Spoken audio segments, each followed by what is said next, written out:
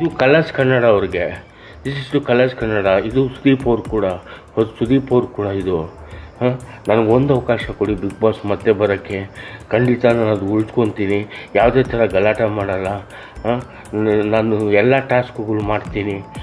ನನಗೊಂದು ಅವಕಾಶ ಕೊಡಿ ಸುದೀಪ್ ಅವರೇ, ಇದು ರಿಕ್ವೆಸ್ಟು. ಒಂದು ಅವಕಾಶ ನೀವು ಮನ್ಸು ಮಾಡಿದ್ರೆ ಆಗುತ್ತೆ.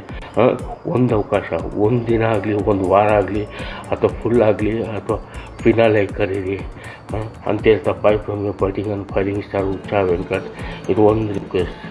ಸೆಲೆಬ್ರಿಟಿ ಜೀವನ ಎಲ್ರಿಗೂ ಕೂಡ ಸಿಗೋತಿಲ್ಲ. ಅದರಲ್ಲೂ ಕೂಡ ಕೆಲವರಿಗೆ ಆ ಅರ್ಹತೆ ಇಲ್ಲದಿದ್ರೂ ಕೂಡ ಆ ಜೀವನ ಅವರನ್ನು ಒಲಿಸ್ಕೊಂಡು ಬರುತ್ತೆ, ಅವರ ಹತ್ತಿರ ಬಂದು ಅಪ್ಕೊಳ್ಳುತ್ತೆ. ಆದರೆ ಅದನ್ನು ಅತ್ಯುತ್ತಮವಾಗಿ ಬಳಸ್ಕೊಂಡ್ರೆ ತಾನು ಏನು ಅನ್ಕೋತಾನೋ ಅದನ್ನು ಸಾಧಿಸಲಿಕ್ಕೆ ತುಂಬ ಸರಳವಾದಂತಹ ಒಂದು ವಿಚಾರ ಆಗುತ್ತೆ. ಹೀಗೆ ಅದೃಷ್ಟ ಅನ್ನೋದು ಒಬ್ಬರಿಗೆ ಒಂದು ಬಾರಿ ಒಲಿಯುತ್ತೆ, ಇನ್ನೂ ಅದೃಷ್ಟವಂತರಿಗೆ 2 ಬಾರಿ ಒಲಿಯುತ್ತೆ. ಎರಡನ್ನೂ ಕೂಡ ಯಾರು ಬಿಡ್ತಾನೋ ಅವನು ಬೀದಿಗೆ ಬರೋದು 100% ನಿಜ.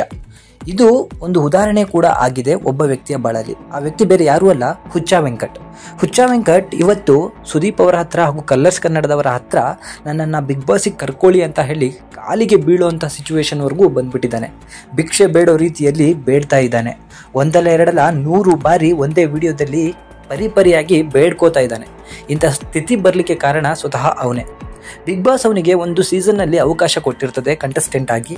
ಒಳಗೆ ಹೋದ ಇವನು ಸುದೀಪ್ಗೂ ಕೂಡ ಮರ್ಯಾದೆಯನ್ನು ಕೊಡಲ್ಲ, ಬಿಗ್ ಬಾಸ್ಗೂ ಕೂಡ ಮರ್ಯಾದೆಯನ್ನು ಕೊಡಲ್ಲ, ಆ ರೀತಿ ನಡ್ಕೋತಾನೆ. ಒಂದು ದಿನ ರವಿ ಅನ್ನೋ ಒಂದು ಸಿಂಗರ್ಗೆ ಇವನು ಕಪಾಳ ಮೋಕ್ಷ ಮಾಡೇ ಬಿಡ್ತಾನೆ. ಅವರ ಬಾಯಲ್ಲಿ ರಕ್ತ ಬರೋ ಥರ ಹೊಡೆದ್ಬಿಡ್ತಾನೆ. ಇದರಿಂದಾಗಿ ಸುದೀಪ್ ಹಾಗೂ ಹುಚ್ಚ ವೆಂಕಟ್ ನಡುವೆ ವಾದ ವಿವಾದ ನಡೀತದೆ. ಸೊ ಹುಚ್ಚ ವೆಂಕಟನ ಮನೆಯಿಂದ ಆಚೆ ಹಾಕಲಾಗತ್ತೆ.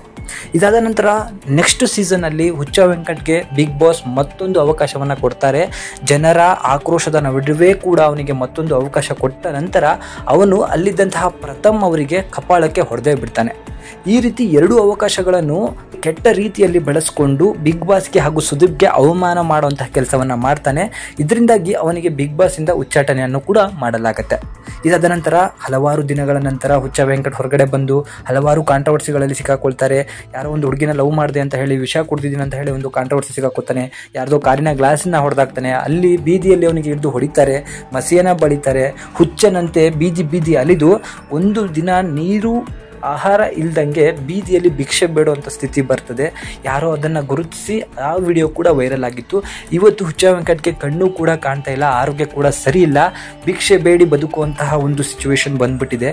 ಅದರಿಂದಾಗಿ ಇವತ್ತು ತನ್ನ ಹಳೆಯ ಎಲ್ಲ ಕಷ್ಟಗಳನ್ನು ಹಾಗೂ ದರ್ಪಗಳನ್ನು ಇವತ್ತು ಎಲ್ಲದನ್ನು ನುಂಗ್ಬಿಟ್ಟು ಇವತ್ತು ಬಿಗ್ ಬಾಸಿಗಾಗಿರ್ಬೋದು, ಸುದೀಪಿಗಾಗಿರ್ಬೋದು ಬೇಡುವಂತಹ ಪರಿಸ್ಥಿತಿ ಬಂದಿದೆ. ಆದರೆ ಇವತ್ತು ಅವರನ್ನು ಒಳಗೆ ಕಳಿಸಿದ್ರೂ ಕೂಡ ಯಾವುದೇ ಲಾಭ ಬಿಗ್ ಬಾಸಿಗೂ ಇಲ್ಲ, ಕಲರ್ಸ್ ಕನ್ನಡಕ್ಕೂ ಇಲ್ಲ, ಸುದೀಪ್ರಿಗೂ ಇಲ್ಲ.